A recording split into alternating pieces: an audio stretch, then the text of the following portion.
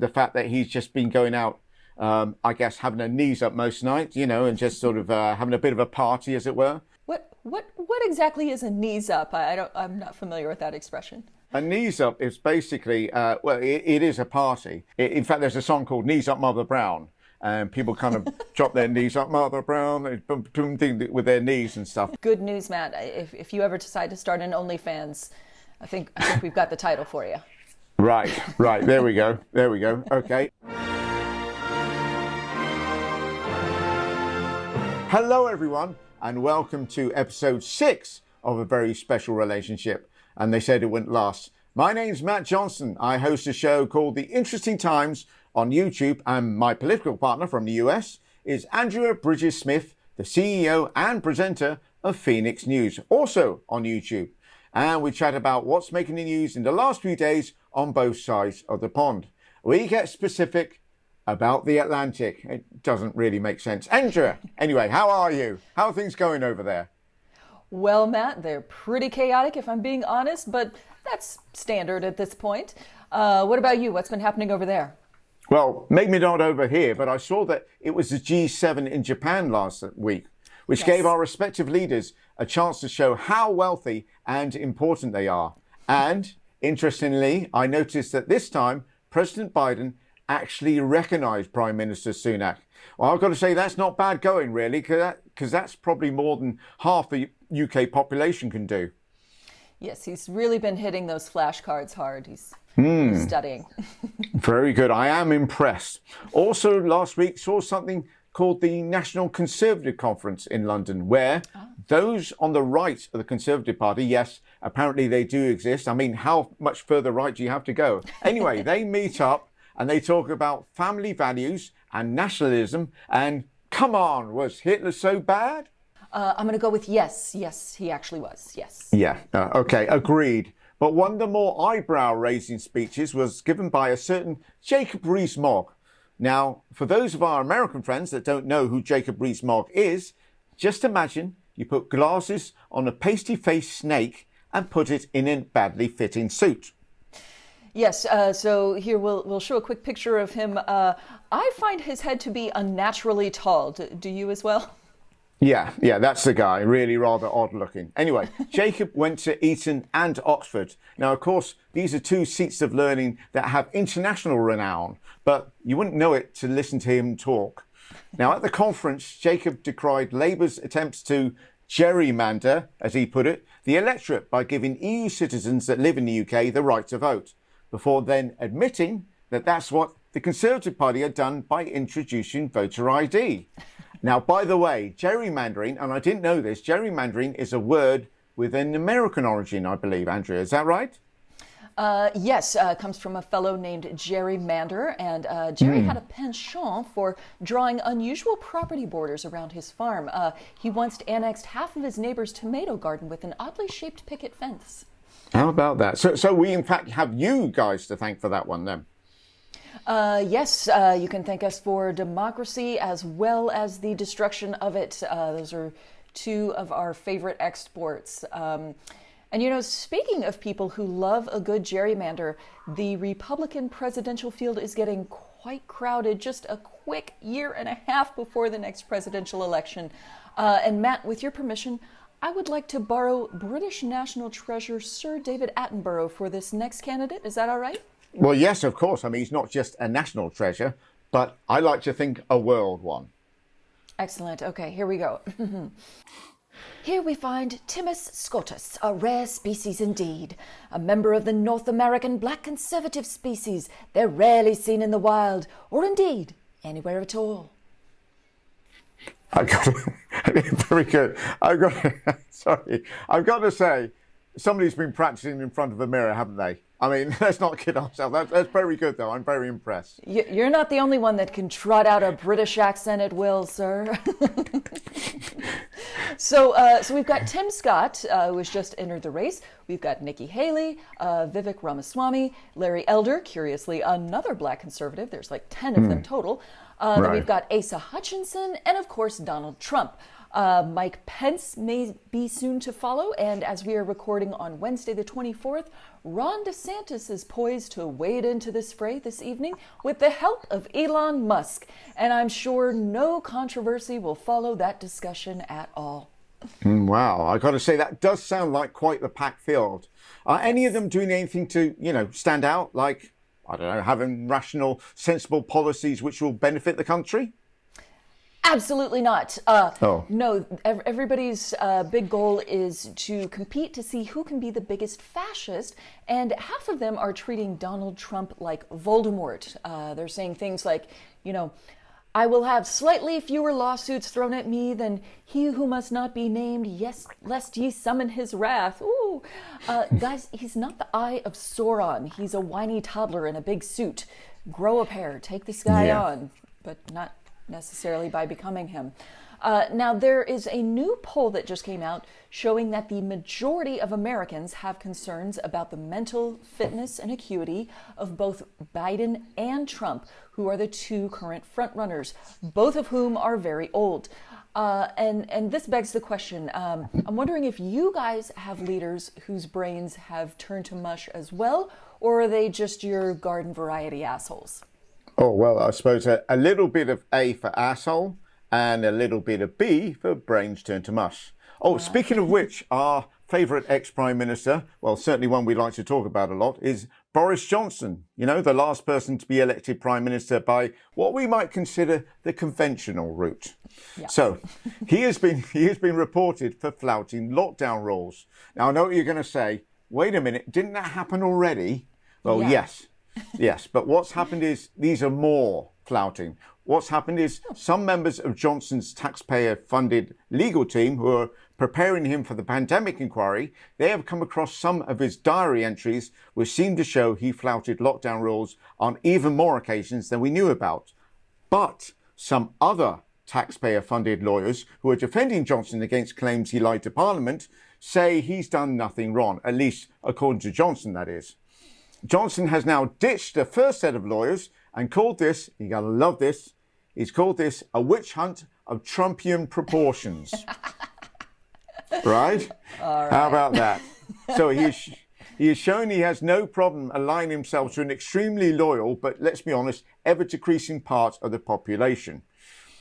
Johnson himself isn't even facing the press over here because, even more incredibly, he's over there in America, or specifically in Las Vegas. Oh, no. Las Vegas. There we go.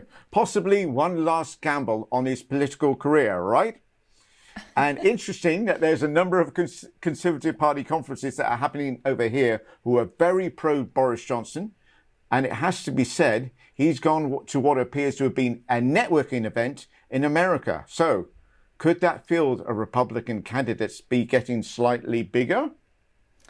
Now, Matt, we have talked about this. America has got our hands full with our own assholes, and I really must insist that you either take Boris back or banish him somewhere appropriate. I heard Siberia's lovely this time of year. Well, why don't we wait until it's not so lovely and send him then? Even better. So you said one thing that I found to be interesting. You were talking about Boris Johnson's diary entries. And I got a real interesting mental picture in my head at that point. What do you think a Boris Johnson diary would look like? What do those pages show? Wow, yeah. That's the question, isn't it? It's the car crash of politics, in all honesty. Let's not kid ourselves. You kind of want to read them, but you definitely don't want to live through them. That's the point, I guess. But I'm guessing he would show a certain amount of joviality, loads of the fact that he's just been going out, I guess, having a knees up most nights, and just sort of having a bit of a party, as it were, and just lying. What exactly is a knees up? I'm not familiar with that expression. You don't have that in America?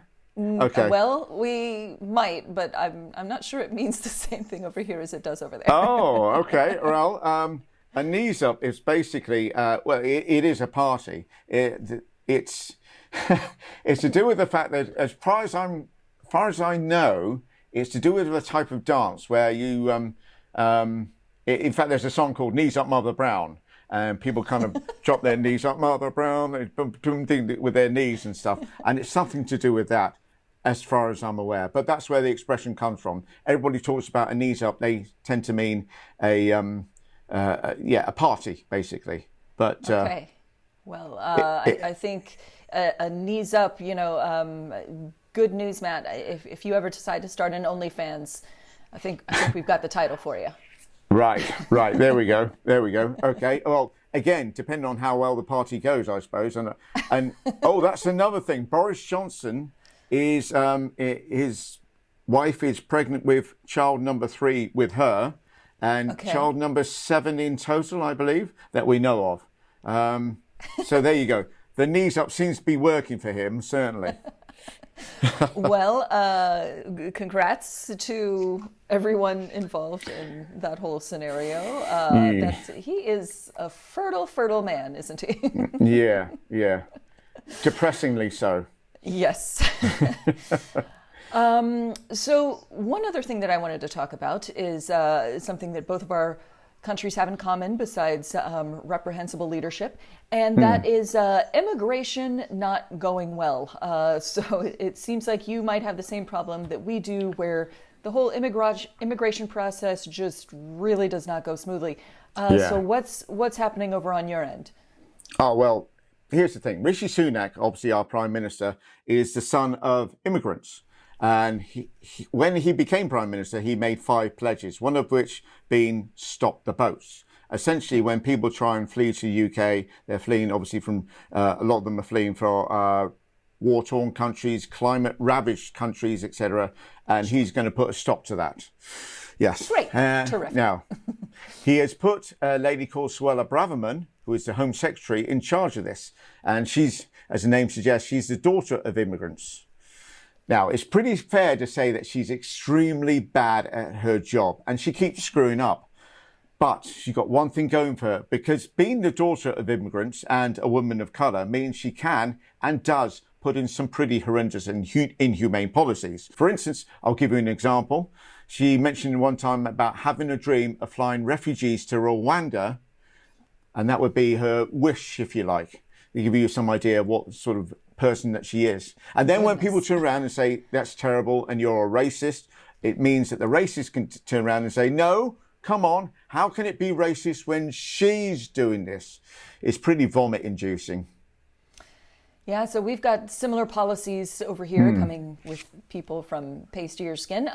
We have this thing where after migrants leave their violent drug war, gang war-ridden countries and walk here, in a lot of cases, usually across a few other countries, then instead of, feeding them and sheltering them and making sure they're okay, we stick them on a bus and bus them to another city very far away that, takes like 10 hours to get to. So, but flying them to Rwanda, maybe don't tell Ron DeSantis about that, because he'll get excited. Yeah. The reason that people are coming over here, we happen to sit due north of several countries who have a lot of gang violence and drug violence and violence and just all of your types of violences, and so they come here to have a slightly lower chance of being shot at, although not if the GOP has anything to say about it. Right. So really, Matt, human rights, how bad do we need them anyway? Am I Well, right? we are definitely with you on that. Now, several members of the Conservative Party, they've actually turned around and said that we should leave something called the ECHR, which is the European Court of Human Rights. As those pesky lawyers, you know what they do? They keep protecting the human rights of people. Oh, that's awful. Yeah, outrageous. Now, to give you some idea of what that would mean, there are only 2 countries in Europe that have left the ECHR. Belarus is one of them, and I bet you can name the other. Ooh, let's see. Does it rhyme with Musha? Yep. I had a feeling that it might. Yeah. To give you some idea of the company that we would be keeping if we decided to do that. Yeah, they say that politics makes for strange bedfellows, but in that case, we might just want to set the bed on fire. Good idea. All right, well, that's all that we have time for today. So thank you, Matt, so much for being here. Always good to talk to you. Pleasure. And thanks to all of our listeners/viewers out there for all the listening/viewing that you've been doing. If you want more from us, check out Matt's channel at The Interesting Times UK on YouTube for all things British politics with a side of comedy so you don't cry while you're watching it. And for the American version of that, head on over to at Phoenix News Network, that's FENIX, also on YouTube. Cheers, everyone, and we will see you next week. Bye-bye.